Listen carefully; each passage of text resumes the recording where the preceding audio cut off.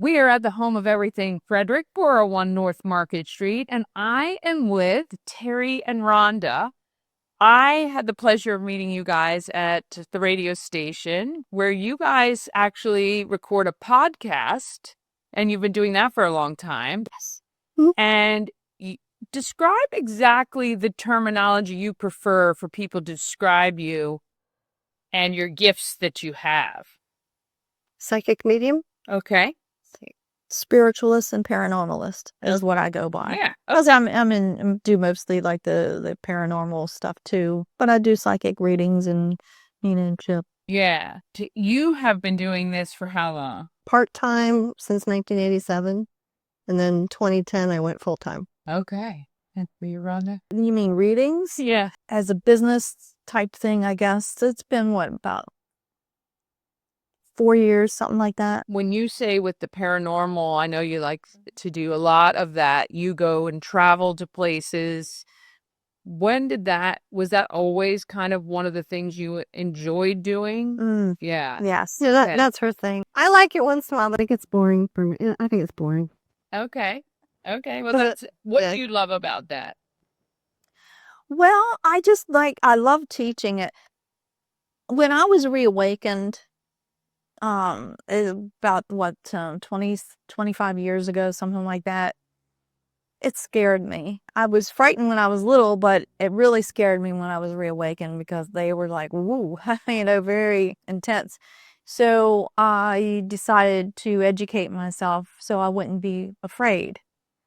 And that's my motto then. That's why I got into the paranormal business, because if I was afraid, other people were afraid. And, that's why I'm here now. And of course, then I met Terry, and she's like, well, listen, if you can see him, you can talk to him. So start talking to him.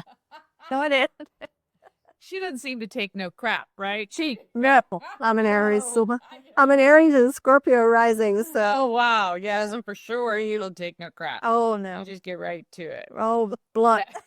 Blunt force. But I mean, I think that is very true. I think we fear the things we don't understand. And if you can bridge that gap, whether in paranormal activity or just anything, when you can explain them, I think it does help for people to live in peace and calm amongst, I guess, all of this.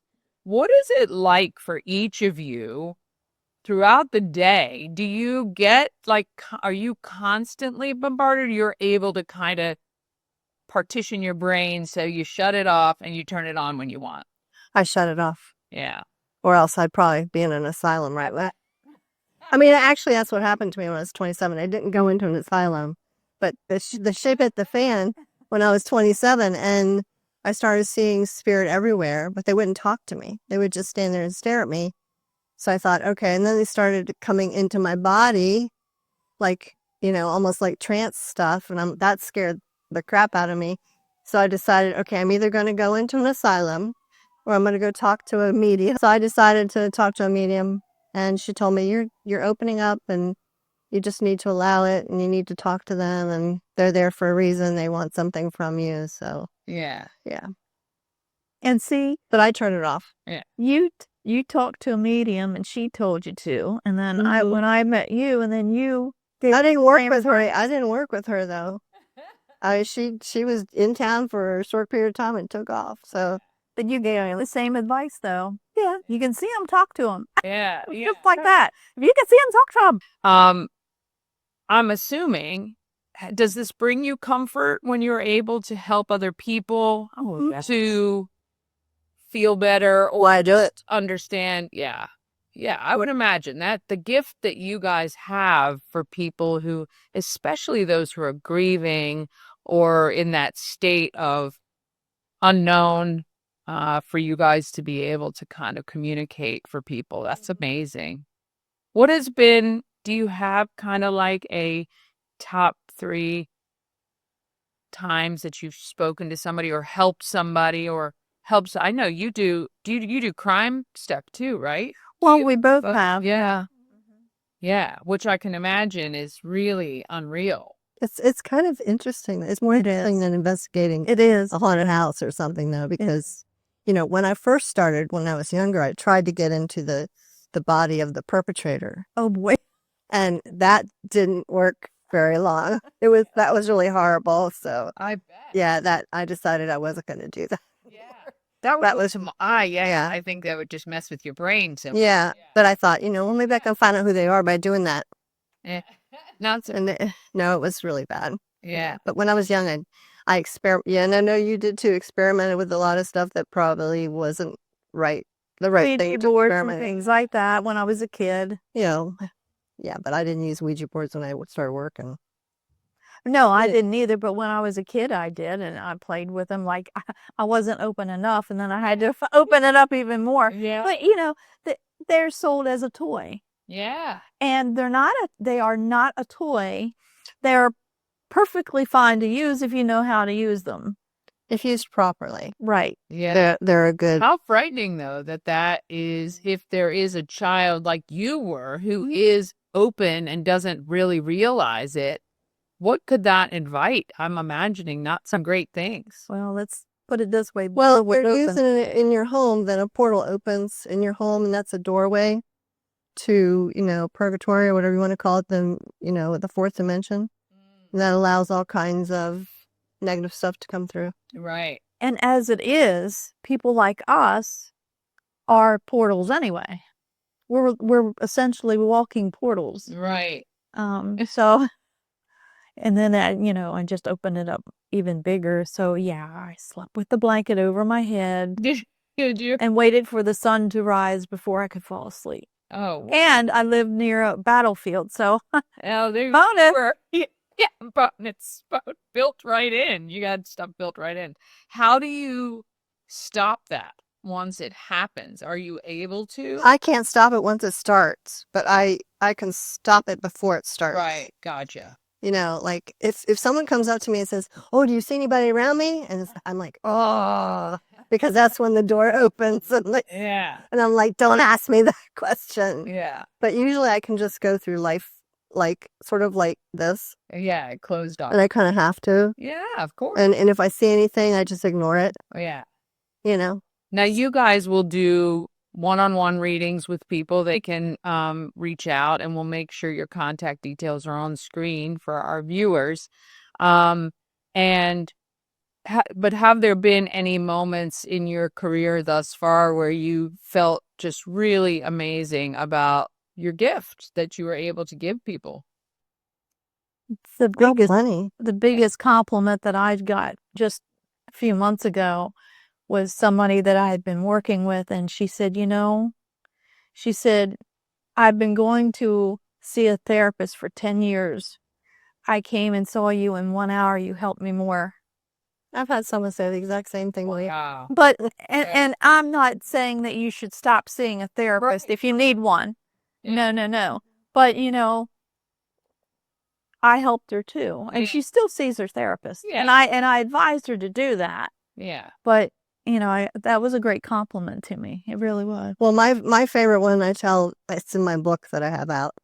It's this woman brought her husband to circle, and I don't get men at circles very often. For some reason, you guys are a little scared of us. Anyway, so she asked to bring him. I said, sure, fine, And I didn't know this, but his dad had passed when he was 12. I didn't know this. And so his dad came through, and I'm like, oh, I said, your father's filling up the whole room. And he's saying, and then I said, I love you, I love you, I love you, I love you. And he started crying. And he said, how many times did you say that? And I said, 4. And he said, my father stood at the front door and said, I love you, I love you, I love you, I love you to each of us before he left, and he got killed in a car accident. Oh, wow. So to me, that was like the most moving, because that really changed his life. Well, I'm sure. Yeah. Your podcast, tell us a little bit about it. What types of things do you guys cover in your podcast? Oh, everything. Anything and everything. We do a lot of questions. Is there a most haunted place around here in Frederick? Well, now, not far from here, there were 2 men that were drawn and quartered for horse thievery. Is it haunted then? Is it haunted? Well, Frederick really doesn't give me a chance to investigate. I mean, we do mostly private businesses and homes. And Oh, so people And will contact you because they have things. oh yeah, on. I mean, everybody knows that the Civil War hospital Yeah. place down here on Patrick is haunted. That's Yeah. been, investigated. I did a investigation in a farmhouse not too far from here that was very haunted, like extremely haunted. Wow. But yeah, I think the homes are more haunted than I've had activity in my house, and you do too everywhere you go. But they follow us. Yeah. They come. They'll see your light on. They're like, "Hey, hey, hey, hey!" And I'm like, "No, no, no, no, no, no. I'm off the clock. Yeah. Well, Leave me alone." And besides, who do you want to contact? I'm not gonna just go. randomly. That happened to me recently. I had a dream about an old boyfriend, but he looked like him, but kind of didn't look like him because he had reddish hair. And I'm thinking, oh my God, he died, and now he's gonna pester me. So I went and looked. He has not died. I went on Facebook and found information, found that he has, a daughter, and I went on hers. I thought, well, maybe, she said he died. Her brother. Oh, wow. And when he showed me, and he came to me in a dream, when he showed me, he was at this table with a bunch of food, like a diner, different types of food. And I saw on there that his obituary, they said that he loved to eat. That was one of his things. So I'm like, and he pastored me and pastored me and pastored me. I'm like, listen, I don't want to contact my ex-boyfriend. Yeah. I haven't yet. He's left me alone so far, so Yeah. we'll see. But So will they do that? Will they maybe move to somebody else or just give I'm hoping. But see, he knows that I you can have a contact. your connection? Do you find that do you feel like there's more young people now that are gifted than before, or just more that are open to being? I think more that you know about. It's more common to talk about it because when I was a kid, you didn't talk about it, Right. and yeah, it didn't feel safe talking about it Yeah. at all. So And there wasn't changes. a lot of mentorship out there either.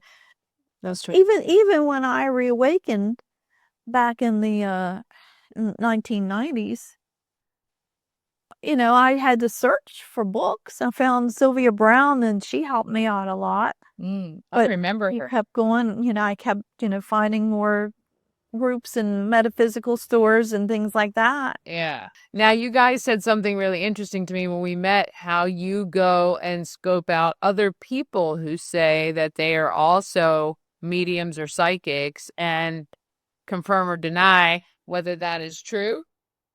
Well, we don't actually go and scope them out, but if we see one, we'll go ahead and because we like to be read too. We Yeah. want a reading. Oh, yeah. We were mainly talking about the gypsies that have Right. the hands on the side of the road, Right. because we always suggest you don't go to them. Yeah. Well, one of my clients, she took her colleagues out for a girls' night, and they found a $10 psychic, and they said, all right, we'll go get a reading. But she told everybody, she says, don't pay them any more than the $10. Right. Get your reading and we'll go. One of them, the psychic, scared her enough to go into her 401k and pull out thousands of dollars to pay her to get this attachment off of her. See, that's what gives us a bad name. Right. Because we don't do that. Yeah. Yeah. And we have seen people that have attachments, but we don't go charging them thousands of dollars or even hundreds of dollars. Yeah, no. We teach them how to take care of it themselves. Yeah. Where can people can find it on all the platforms, right? We have a Facebook page. We are coming together again to do healing now, spiritual healing. Okay. So we're booking up. We're actually pretty much We're booked for March. Yeah. So I do Reiki because I'm a Reiki master and teacher, and I teach and certify people that. I go into the past lives of the person and to see where they have blockages in their body, that they're holding on to emotional blockages.